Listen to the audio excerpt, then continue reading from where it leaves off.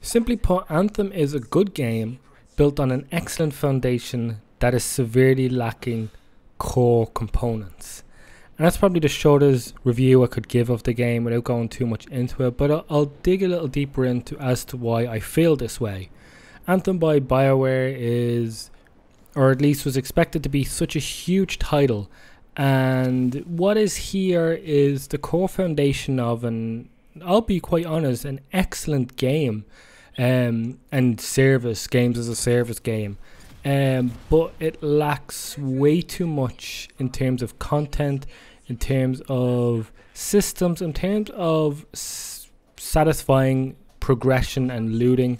That's kind of required for this game to be an ultimate success.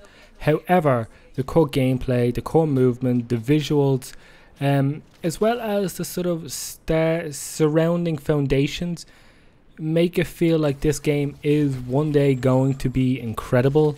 It's just not ready right now. So Anthem's story is kind of, the best way to probably put it is it's uninspired, which is kind of like a huge detriment to who's behind it. With Bioware being such master storytellers over the last 15 or so years, to have Anthem very much feel like, oh, it's another one of those, whereas there's this divine power called the Anthem of Creation, and basically factions want to harness that, and there are these people called ciphers who can hear the Anthem. It's just a power struggle of who can control it. We've heard it all before, and it just doesn't really go anywhere, or at least not right now. So the story sort of builds, like I said, a foundation. Everything I feel like I'm gonna go, it's a foundation of this. It's a foundation, and it is, because EA and Bioware have already come out and promised that this game's gonna have like a whole series of chapters, and this is the first chapter the main game is that you've played.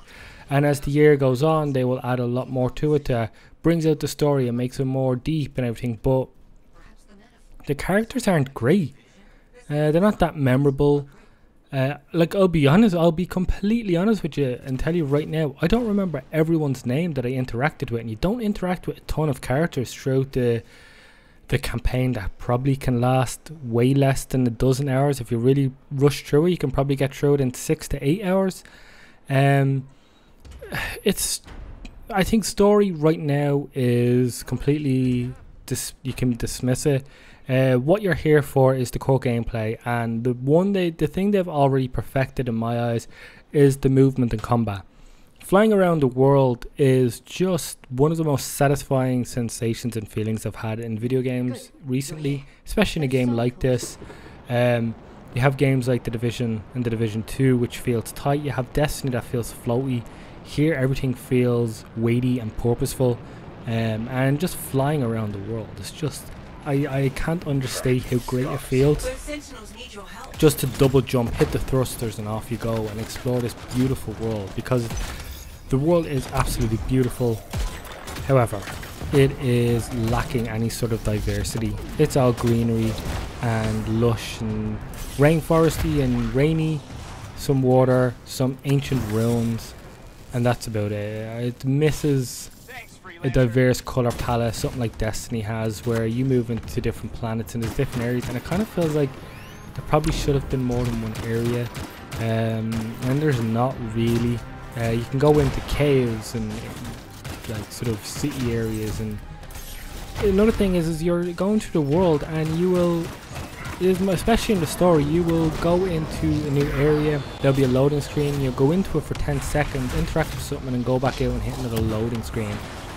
And thankfully for me, I was playing on PC, the loading's pretty quick. I have it installed on SSD, but I've heard reports of it on consoles lasting 20, 30, 40 seconds.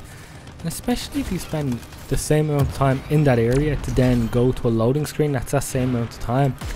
God damn it, it really just killed sort of the momentum and immersion and everything that sort of was supposed to bring you into this game, because this is a game that could really sort of draw you in if they had more, if it was just done a little better. However, the visuals is just absolutely outstanding. It's just one of the best looking games I've played in a long time. Just the details, the alpha effects when it comes off using your abilities and your weapons, and it just feels so good. Combat is a mixed bag, however. You control a thing called a javelin, which has its own unique abilities. There are 4 overall. You start with 1, and as you progress through the levels you unlock the others, and essentially they feel different. They have slight stat differences, and they have different abilities. And sort of utilizing them well in scenarios will build combos which will give you better buffs and sort of damage on enemies, which is great, especially for boss battles, because some boss battles can feel incredibly bullet spongy, and the AI itself just isn't that interesting. And that's the thing as well. Like I said, like, movement is incredible, and getting around to fly around, and then when you're in a battle to jump up, and then you press the C key on PC and you're floating there, so you can just float above the little range of enemies and just lay waste to them below, and that feels so good. But then there's the weapons and the loot, which is just not where it needs to be. As you progress up the levels, you'll start with the grey commons, then you'll get the green and the blue, and it doesn't feel like it's random either. It literally feels like as you level up, as you get to like level 10 you'll start to get more greens, and then as you get to level 15 you'll get more blues, and so on, and it all feels very faked, or at least like it doesn't feel random, which is the whole point of loot in a lot of ways. And then on top of that, the stats there's not enough diversity to the weapons. First of all, like, you have your assault rifle, your marksman rifle, your shotgun, but they don't feel particularly different, like in terms of within that genre of weaponry. And then beyond that, the stat differences are never made clear what they are. When it comes to like kitting out your javelin, you can have your 2 weapons, your assault, your grenade, your components, your like passives and stuff like that. But stuff is like, it reduces 30% of this type of damage for this type of damage, but it's never stated what type of damage that means and what does it affect. Is it more for your health, or is it more for your shield? And it just needs to be clearer, especially given that there's not a ton of it in the first place. But still, I enjoyed my time playing with it. You can jump in and start an expedition really quickly. There's still people playing online. It's just, for what the game is, like, it's a mishmash of everything, but not really great at any of it. The story is not up to Bioware standards.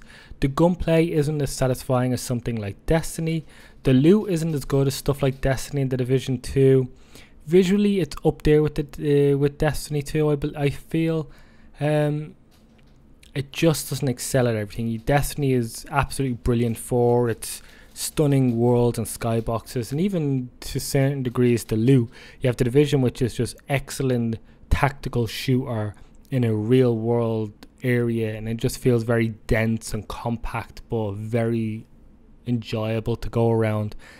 Where Destiny is kind of like the middle of everything, but not stand out in any of those regards. And in some ways, like, for now, it's ultimately forgettable. It's a game I'm going to walk away from after this review and maybe not touch for a few months, but I like the game. It's kind of like, it's like where Destiny 1 was, and in some ways Destiny 2, you're like, hey, there's a core of a good game here, but I'll be honest, like, there is very little to do here. In terms of content, in terms of mission types, in terms of actual missions and different ones, there's not a lot, and on top of that, they're very repeatable. You'll spend a lot of times going to an area and they're like, oh, you have to pick up 8 echoes or 12 echoes, and you fly around and you pick up the echoes and you do that, and then a wave of enemies appear. Sometimes it's an elite enemy or a boss, mostly an elite enemy. You take that out, you move to the next area, and it's like, oh, now you have to go to this thing and stay close to it so the signal is higher, and sort of fill out this bar while waves of enemies come at you, and it's that over and over again. And it's just so unusual because the starting mission is bloody brilliant. Like, if you've played the first mission of this game, or if you've seen it, like, it gives you this promise of this thrilling, diverse gameplay, because one moment you're flying and dodging objects, and the next moment you're taking on huge waves and massive enemies, and there's even the environment, the style and the color that's in, like, on the screen changes from from minute to minute, and then it just stops and it's all greenery. And it's crazy that, like, you're given all these feeling of like all this diversity and changes, and none of it actually comes to fruition, at least not yet. So if you're interested in Destiny, it's a fun game. It's fine. The actual gunplay is fine. The traversal is excellent. The combat is fun. Like, it just needs a lot more diversity in terms of weaponry, in terms of enemy types, in terms of just encounters. They just need to change it up a bit, and I feel like they will eventually. But as it stands right now, it's an ultimately forgettable and disappointing looter shooter game from storytelling masters with not a masterful story.